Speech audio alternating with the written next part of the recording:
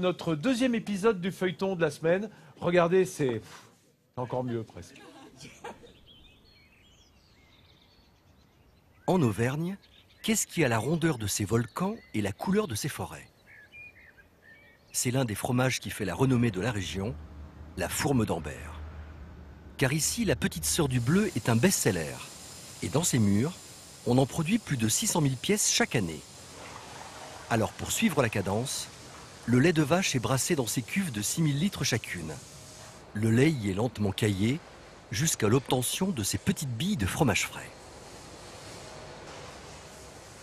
Donc là, on est un caillé pratiquement bon à mouler. Vous pouvez voir qu'il a perdu la plus grosse partie de son sérum, que les cubes sont devenus des petits grains bien ronds, bien arrondis, prêts à se ressouder.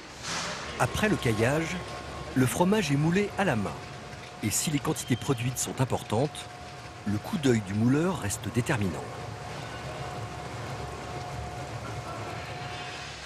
Une fois moulé, le fromage est encore égoutté pendant 18 heures et régulièrement retourné. Ensuite, il s'agit de faire grandir à l'intérieur du fromage un champignon appelé pénicillium. C'est ce champignon qui donne son goût et cette couleur bleue à la fourme d'Ambert. Et comment le fait-on grandir? Par le piquage. Pourquoi on pique? Parce que les ferments lactiques que l'on a utilisés en fabrication ont produit du gaz carbonique et que le Penicillium roqueforti qui va développer le bleu, lui, a besoin d'oxygène. Donc en piquant, on élimine ce gaz carbonique et on oxygène les fromages.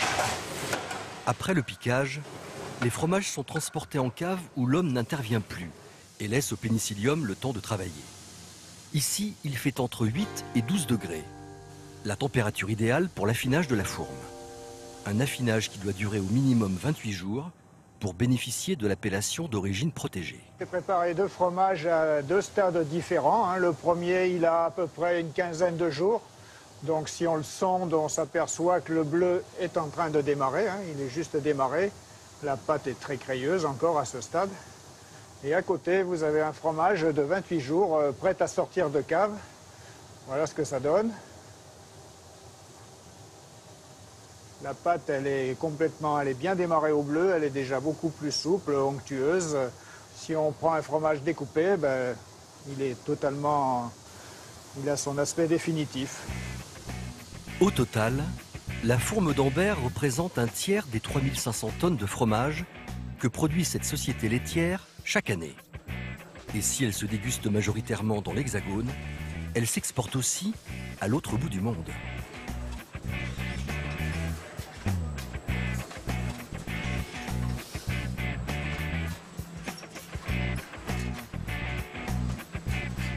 Bien sûr, l'Auvergne est une zone importante de consommation. Par contre, nos amis parisiens aussi en consomment beaucoup et l'apprécient. Et on en envoie aussi partout dans le monde, jusqu'au Japon, jusqu'en Australie également. Typée et colorée, la fourme d'Ambert participe bel et bien au rayonnement gastronomique de l'Auvergne et de la France dans le monde. D'abord, on va diminuer. Alors là, la fourme